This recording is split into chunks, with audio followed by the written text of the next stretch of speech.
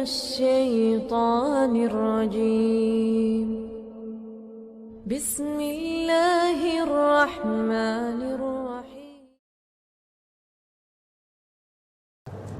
Tentang hadis Bukhari nomor 6069 dan Muslim nomor 2990 yang artinya, setiap umatku dimaafkan kecuali yang terang-terangan dalam bermaksiat, yaitu seseorang yang telah berbuat dosa di malam hari, lantas di pagi harinya ia berkata bahwa ia telah berbuat dosa ini dan itu, padahal Allah telah menutupi dosanya pada malam harinya.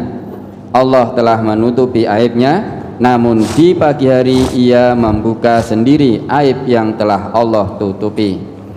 Lalu bagaimana hukumnya dalam Islam jika kita menceritakan aib kita kepada orang terdekat dengan tujuan untuk curhat karena tidak bisa memendam sendiri?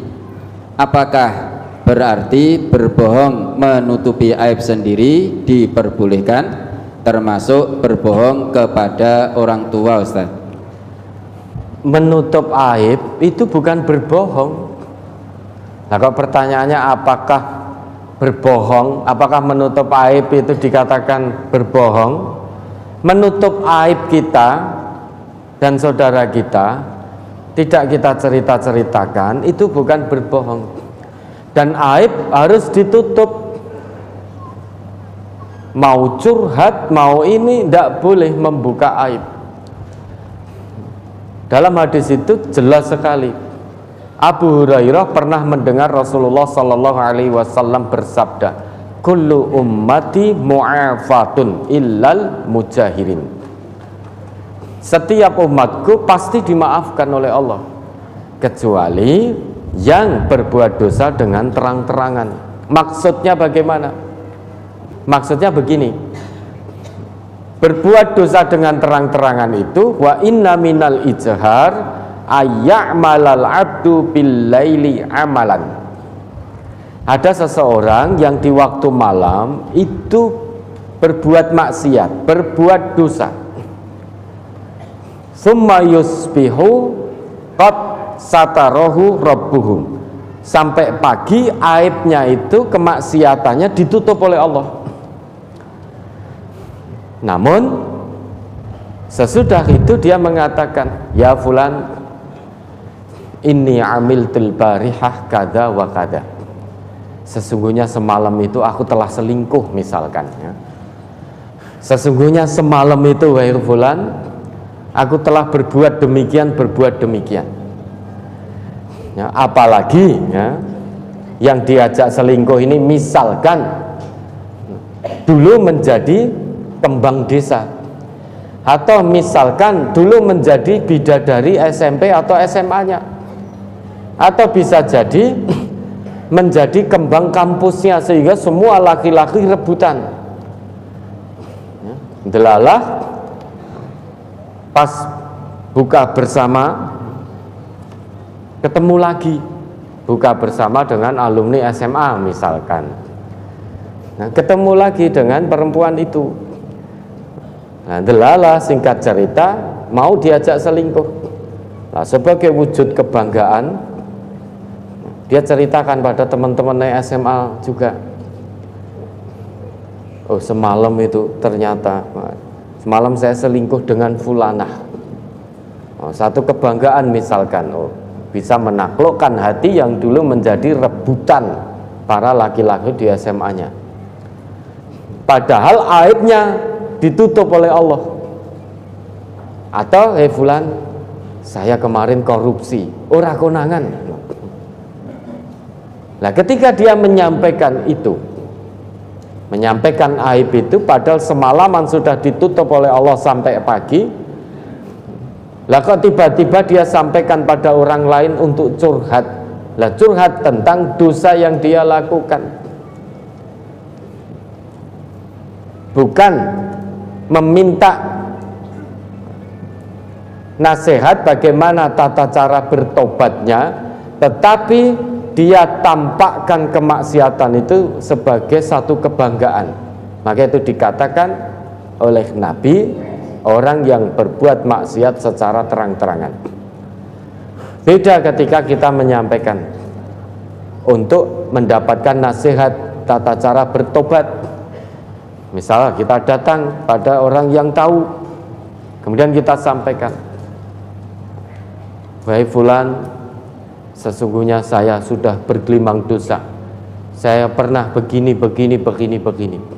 Saya ingin tobat. Masihkah pintu tobat terbuka bagi saya? Dosa saya begini, saya pernah minum, saya pernah ini. Kira-kira Allah masih tidak menerima pertobatan saya? Nah, kemudian dijawab, pintu tobat bagi Allah itu terus terbuka lebar selama hamba itu betul-betul mau datang kepada Allah dengan taubatan nasuha. Lah itu tidak sedang membuka aib, tidak sedang membuka aibnya sendiri, tetapi bercerita hanya untuk mendapatkan petunjuk apakah Allah masih membuka tobat, pintu tobat bagi saya hambanya yang bergelimang dosa seperti ini. Karena tidak tahu langkah-langkah tobat nasuha. Kemudian diberi penjelasan, oh langkah tobat nasuha menurut Allah seperti ini. Quran surat Az-Zumar 53 sampai 56. Kemudian begini. Walam yusiru ala ma fa'altum wahum ya'lamun. Tidak, tobat nasuha itu begitu tahu itu perbuatan dosa, maka berhenti total. Jangan diulangi lagi. Ya karena kita mungkin tidak tahu, kemudian kita setelah tahu kita ingin bertobat. Kemarin saya terus utang di bank plecit, utang pinjol. Saya baru tahu kalau itu riba. Bagaimana cara berhenti saya dari riba? Apakah Allah masih mengampuni dosa riba saya? Misalkan begitu. Nah, ketika kita cerita seperti itu tidak sedang membuka aib kita sendiri. Kenapa? Karena kita bercerita untuk mendapatkan petunjuk. Karena belum tahu langkah-langkah tobat. Karena belum tahu apa yang dijanjikan oleh Allah bagi hambanya yang berhenti dari riba. Kabar gembira apa yang dijanjikan oleh Allah, maka kita curhat seperti itu. Beda ceritanya kita curhat kemaksiatan dalam arti untuk kebanggaan, untuk kesombongan, untuk ini, untuk itu dan lain sebagainya. Tujuannya bukan untuk taubatan nasuha. Maka itu dikatakan al-ijhar oleh Rasulullah.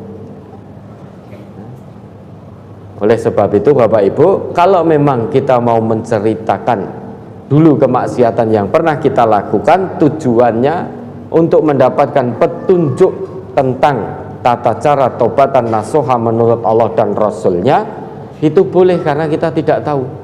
Fas'alu ahlad dzikri in kuntum la ta'lamun, tanyakan pada orang yang punya ilmu terkait dengan bagaimana tata cara tobat itu jika kamu tidak mengetahui. Tapi kalau curhatnya hanya untuk yang lain-lain, maka itu dikatakan al-ijhar, membuka aib. Membuka aib baik untuk curhat ataupun untuk yang lain itu tidak boleh.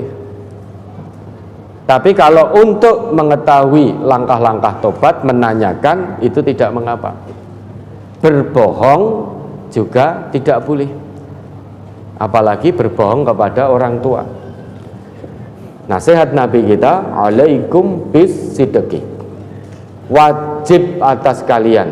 Berarti ini kalian itu umatnya Nabi Muhammad. Ibarat kata, kalau kita ini mengaku sebagai umatnya Nabi, maka wajib kita ini untuk terus berlaku jujur. Alaikum bis sidqi. Kenapa? Fa inna sidqa yahdi ilal bir. Kejujuran itu akan membawa kita pada kebaikan. Wa innal birra yahdi ilal jannah. Dan kebaikan, kebajikan itu akan membawa kita menuju surga.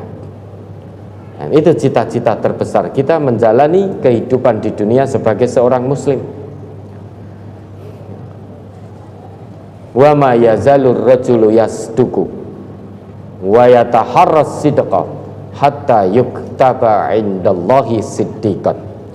Dan akan senantiasa ada seseorang yang terus berlaku jujur dan memilih kejujuran apapun resikonya, meski harus dipecat dari pekerjaan, meski harus di PHK, meski harus dipotong gajinya, meski harus bekerja lebih ekstra hanya untuk mendapatkan sesuap nasi.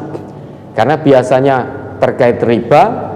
Nah, kalau terkait riba itu secara dohir biasanya semuanya mudah. Dengan riba bisa untuk makan dengan keluarga, bisa bayar SPP, bisa ini, bisa itu. Namun begitu tahu ancaman Allah tentang riba, kemudian dia memilih kebajikan, memilih kebenaran, tinggalkan riba. Meskipun harus kesulitan mencari sesuap nasi pada awalnya, dia tahu resiko itu, namun dia menempuh itu. Dan karena dia memilih kebaikan dan memilih kejujuran. Kenapa? Karena dia mengharapkan stempel jujur di sisi Allah. Hatta yuktaba indallahi siddiqan. Tapi ada pula sudah tahu kebohongan itu akan menyeret pelaku-pelaku bohong kepada keburukan, dan keburukan akan menyeretnya ke neraka, namun dia tetap memilih keburukan itu, berarti dia milih neraka. Oleh karena itu Nabi kita berpesan pada kita, wa iyyakum wal kadzibah, jauhkan diri kalian wahai umatku dari perbuatan dusta. Kenapa? Fa innal kadziba yahdi ilal fujur, karena perbuatan dusta itu akan membawa kalian menuju keburukan, kedurhakaan. Wa innal birra yahdi ilan nar, dan keburukan, kedurhakaan itu akan menyeretmu ke neraka. Sudah tahu bahwa perbuatan dusta akan berdampak buruk bagi dirinya, perbuatan kedurhakaan akan membawanya ke neraka. Sudah tahu seperti itu, namun tetap akan ada manusia-manusia yang memilih berbuat dusta, berkata bohong, berbuat curang. Wa ma yazalur rajulu yakdzibu wa yataharral kadziba hatta yuktaba indallahi kadzaban. Dia tetap milih cara-cara yang haram untuk kepentingan dunianya. Wis ora apa-apa neraka tak peke dhewe, tak nggonane dhewe. Kalau dia tetap memilih kecurangan itu, berarti dia memilih neraka. Nah, kita bagaimana? Jauhkan diri dari berbuat dusta, berbuat maksiat, berkata bohong, berkata fitnah, menyebar berita-berita bohong dan lain sebagainya. Jauhkan diri kita dari semua itu, kalau kita memilih surganya Allah. Ya, jadi menyebar aib, membuka aib, berbohong itu larangan agama. Kalau itu sudah tahu itu larangan agama, kewajiban kita tinggalkan. Karena agama ini simpel, if'al atau la taf'al, kerjakan atau jangan kerjakan. Baik, ada lagi?